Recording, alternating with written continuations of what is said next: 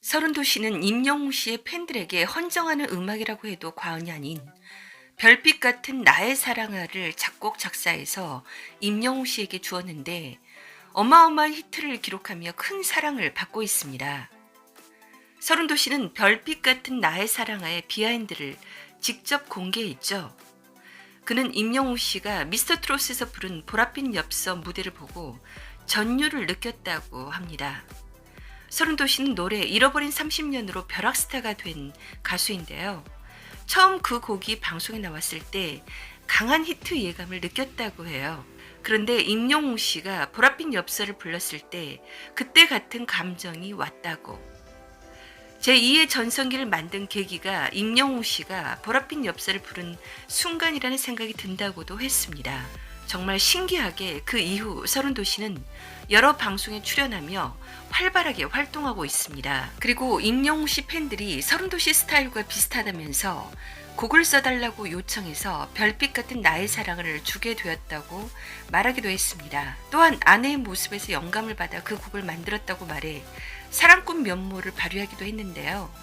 그의 아내 사랑은 유명하죠. 아내 이수진 씨는 1980년대 인기 여배우였는데요.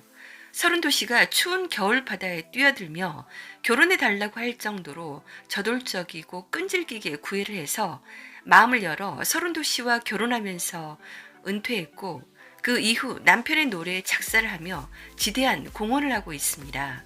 그러나 서른도 씨의 인생에 또 한 여인이 없었다면 오늘날의 서른도 씨는 탄생하지 못했을 것 같아요.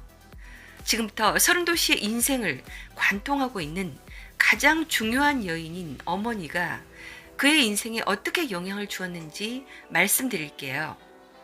어머니의 사랑과 헌신으로 아름답게 꽃피워 성공한 아들이란 점에서 또 한 번 임영웅 씨와 비슷한 공통점이 있는 것 같습니다.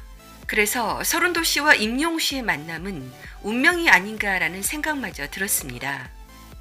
서른도 씨의 성장 배경을 보니 정말 충격적이더라고요. 지금은 담담히 얘기하지만 보통 사람으로서는 상상하기 힘들 정도로 고통스러웠을 것 같아요. 지금부터 시작하겠습니다. 스타디쇼 무료 구독과 좋아요, 댓글, 알림 설정까지 부탁드릴게요. 감사합니다.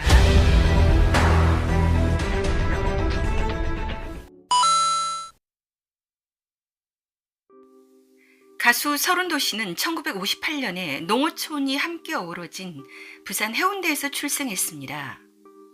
서른도 씨의 어머니는 치과 의사였던 아버지 밑에서 고생이라는 걸 모르고 자라셨다고 해요. 대구 경북여고 출신인 어머니는 여고 때 배구부 주장으로 활약할 정도로 활동적이었고 선천적으로 목소리를 타고나 노래를 너무 잘 불러 주위로부터 많은 시선을 받아왔다고 합니다. 어머니는 광문이라는 이름으로 가수 고대원 씨와 함께 음반을 내기도 하고 한때 가수 활동까지 했습니다. 그러나 집안의 극심한 반대로 가수 활동을 그만두게 되었고 직장 생활을 하던 중 아버지를 만났어요. 부부간의 금실이 좋고 경제적으로도 여유가 있었을 때 서른도 씨의 어린 시절은 잠시 남부럽지 않을 만큼 행복했습니다. 그러나 아버지가 미군 부대 주변 양색시들과 함께 당시 유행처럼 번졌던 약에 손을 대셨어요. 결국 아버지는 직장을 그만두게 되었고 어머니가 생계를 꾸려나가야 했습니다. 어머니는 아이를 등에 업은 채 해운대 해변을 발이 퉁퉁 붓도록 걸어다니며 장사를 했는데 아버지로부터 모진 욕설과 구타를 당하기도 했다고 해요. 그런 환경인지라 서른도 씨는 어릴 적부터 일을 했는데 가족 전부가 학교가 끝나기 무섭게 집으로 달려와 전부 일을 해야 생계가 이어질 수 있었습니다. 그러다가 어머니는 한때 병원에서 간호과장으로 근무할 때가 있었는데 반폐인이 돼버린 아버지의 치료를 위해 아버지를 신경정신과에 반강제로 입원시켰습니다. 몇 년 후 아버지가 퇴원했는데 술을 먹고 혈압이 갑자기 높아지며 혈관이 터져버렸습니다. 결국 아버지는 하반신 불구가 되었고 거동을 못하게 되자 술만 마셔야 됐고 집안은 바람 잘 날이 없을 정도로 늘 어수선했습니다. 어머니는 그 같은 고통 속에서 당신 혼자 힘으로 돈을 벌어서 남편과 6남매를 먹여 살려야 했고 단 한 번도 힘들다는 말을 하지 않았다고 해요. 또한 어머니는 삶을 더 힘겹게 만드는 아버지를 끝까지 버리지 않고 곁에서 수발을 들고 가족의 생계를 위해 연약한 여자의 몸으로 온갖 고생을 마다하지 않았습니다. 그러면서도 어머니는 순수했고 인간미가 있었다고 해요. 힘겨운 삶이었지만 초등학교 시절부터 가수를 꿈꾸던 이영춘에게 어머니는 예전에 엄마 꿈이 가수였는데 네가 나를 꼭 닮아 노래를 아주 잘하는구나. 열심히 노력해서 엄마의 못다한 꿈을 꼭 이뤄달라 라고 격려해 주었습니다. 그 말씀이 항상 뇌를 떠나지 않아 서른도 씨는 더더욱 열심히 노래 연습을 했어요. 그러던 중 친척분의 도움으로 울산에서 어머니가 구내 매점을 경영하게 되었는데 결국 그것도 얼마 못 가서 친척의 사기로 문을 닫고 말았습니다. 그때 서른도 씨는 집안을 위해 무엇인가를 해야겠다는 생각에 청운의 꿈을 안고 무작정 서울로 올라와 주유소, 첨가물 상회, 김밥 공장 등을 전전하기도 했어요. 그러한 서른도 씨에게 어머니가 과거에 당신과 함께 음반을 낸 일이 있던 고대원 씨를 찾아가 보라고 했습니다. 어머니와 함께 가수로 데뷔한 고대원 씨를 찾아가 노래를 시켜달라고 부탁했어요. 그분의 도움으로 남영동의 한 업소에서 첫 무대에 설 수 있게 되었습니다. 1970년대에 펑크 소프트 락 밴드 트리퍼스의 데이터 보컬리스트로 음악 활동을 시작했습니다. 당시에는 나이트클럽에 여기저기 겹치기 출연을 하는 경우가 많았기 때문에 일정이 바쁘면 데이터를 세우는 경우도 많았다고 해요. 그러나 한 달 만에 업소는 부도가 났고 부산 집은 사기를 당해 풍지박산이 날 지경이었습니다. 설상가상 아버지의 사망 소식과 함께 모든 것을 뒤로하고 고향 집으로 내려갔지만 서른도 씨가 할 수 있는 일은 없었어요. 아르바이트와 함께 나머지 학업을 계속하며 고향에서 지냈습니다. 서른도 씨는 훗날 이런 말을 덧붙였습니다. 자칫 자신의 아버지에 대한 지나친 편견을 가지게 될까봐 걱정이 된다고 하면서 아버지가 어머니를 많이 고생시킨 것은 사실이지만 아버지는 본시 티 없이 맑고 순수하고 따뜻한 분이었다고, 남에게 베풀기를 좋아했고 꽃에서 새순이 돋는 것을 보면 기뻐할 줄 아는 그런 분이었다고, 다만 자신의 꿈과 욕망이 좌절되면서 아픔을 술로 다스리며 괴로워했다고 합니다. 그래도 좋은 아버지였다고.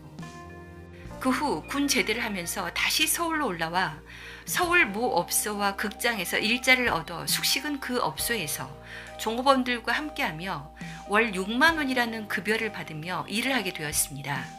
그러던 중 그 당시 인기 절정에 있던 숙자매란 시스터를 키우던 은인 안태섭 씨를 만나게 되었습니다.